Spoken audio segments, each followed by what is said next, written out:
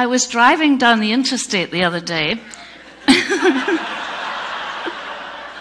when I came up behind a truck, and I saw a large sign on the truck that said, "If you cannot see my mirrors, I cannot see you." And we all know that when we have a car in our blind spot, that that's not a very good thing. In fact, it could be dangerous. But it made me think about our blind spots. It made me think about what our blind spots can do to us as well-intentioned people, and that sometimes, perhaps, we're not as inclusive as others as we think we are. So I want to talk a little bit about inclusion today and about the inclusion paradox, that it is true that we are all human beings and that we are all alike. We share a human experience. Paradoxically, however, we are all uniquely different. We all have different DNA, different fingerprints, different patterns in our eyes, and we all have different stories and different experiences and different frames of reference on the world. But I think the issue of inclusion is actually, in this bullet point, is we are like some people more than others, that we have a propensity for affinity bias. We have a preference to surround ourselves with people who are like us. However, it is nevertheless a part of the human experience that we all have a deep need to feel included. So you would think that if we all have a deep need to feel included, that the path to inclusion would be smooth, flat, and completely without obstacles. And yet I'd like to suggest to you today that not only is it not flat and smooth, it's actually filled with visible and invisible obstacles that stop us, even when we think we're being inclusive, from being fully inclusive. It will not surprise you to know that our in-group is smaller than our out-group. But it may surprise you that in recent years, in the field of neuropsychology, has been able to demonstrate that the neural pathways that we use when we think about ourselves and the neural pathways we use when we think about members of our in-group are the same neural pathways, causing us to be much more empathetic and much more sympathetic to people in our in-group. We use different neural pathways for people in our outgroup, causing us to be somewhat indifferent to their success or failure.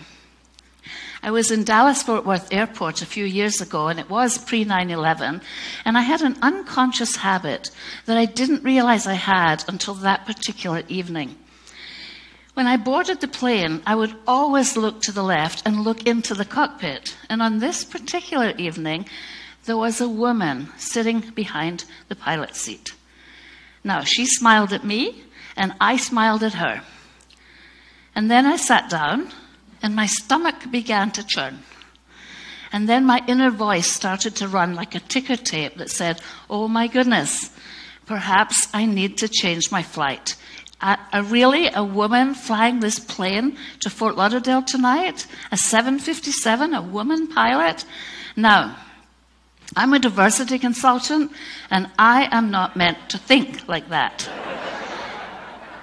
So I then began to examine, what is happening? Why am I thinking like that? And I realized that I had a blind spot, that for me, the image of a competent airline pilot looks like this.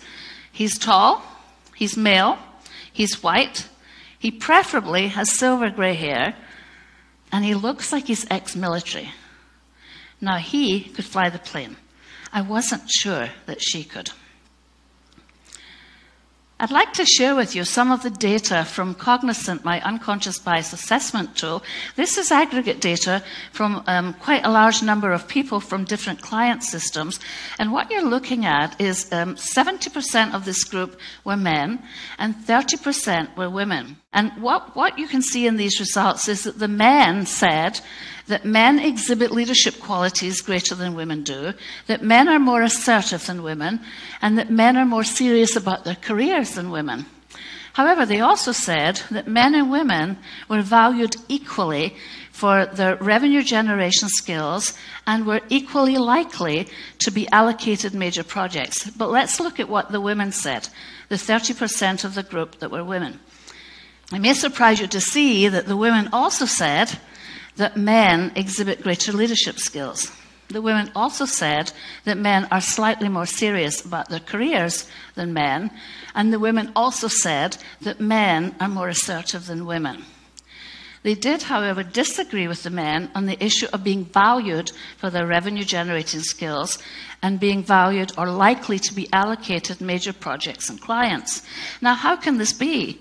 Because consciously we believe that we are actually striving for equity, that we have a meritocracy in our organizations, and that we're being fair, and that we're conscious of the gender differences. And yet, not just the men, but the women were colluding in this process. So, implicit biases are very pervasive. In fact, of the 15 million people who have taken Harvard University's IAT test, 80% of that group cannot, of both men and women, cannot resist the tendency to associate men with careers and women with home. Now, I had a professor once who said there's no such thing as the innocent eye, and that we really are not always seeing as clearly as we think we are. The brain distorts the message. In fact, we actually do physically have a blind spot in the retina of each eye. And it wouldn't stretch the imagination to think that perhaps this giraffe is looking at himself and saying, "Oh my, I look a little bit small and fat today." Because the brain distorts the reflection.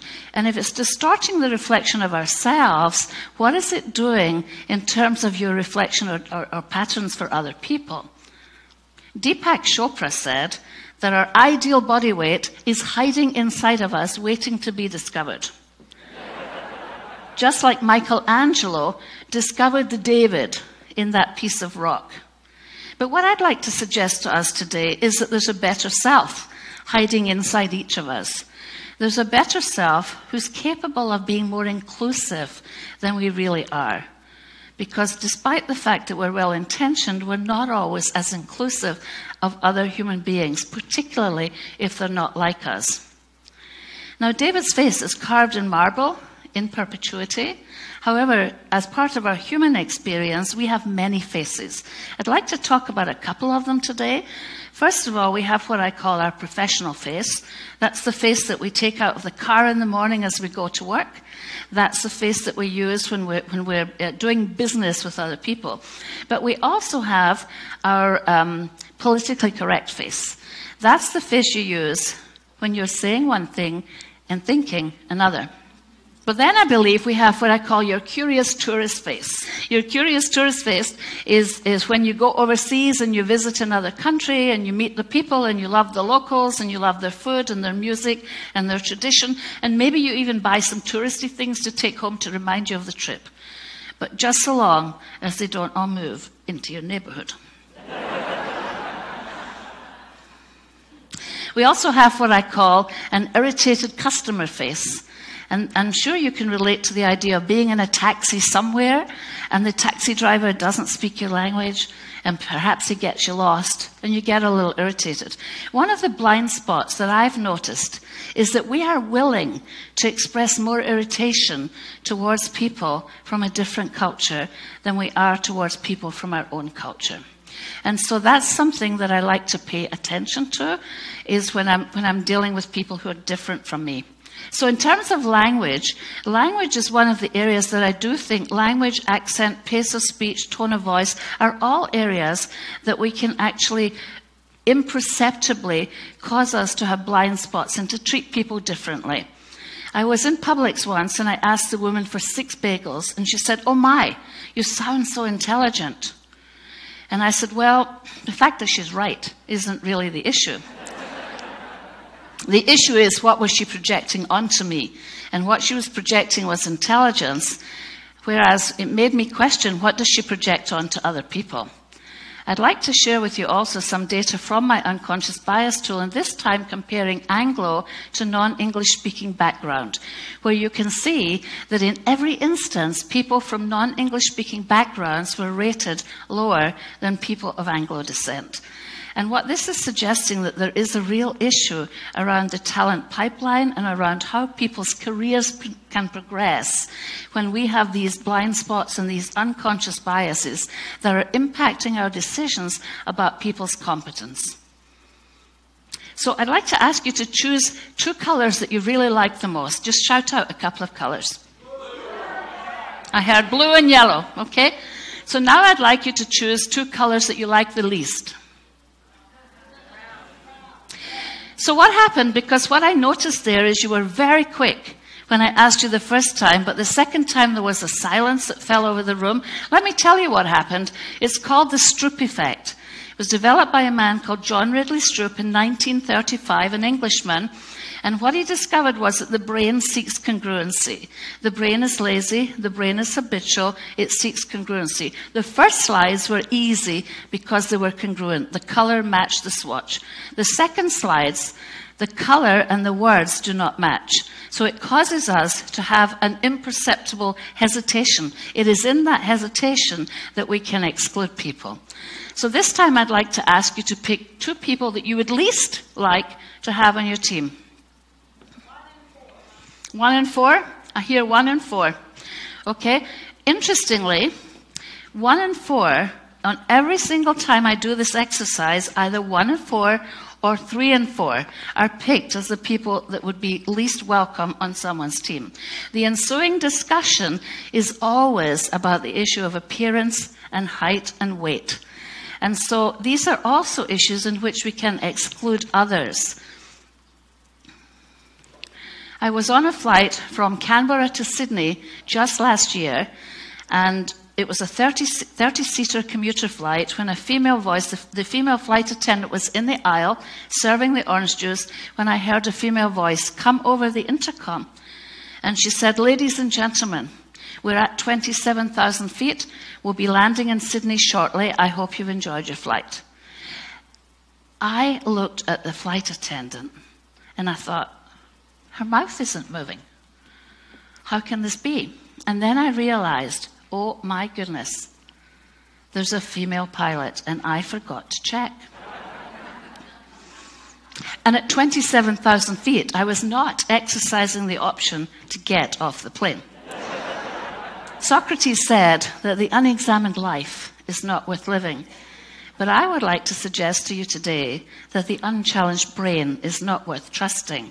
And I would like to invite you to think about what it is you do to exclude others. What is it you do that might be a blind spot for you that may cause you, if you paid attention to it, to widen the size of your in-group? Thank you.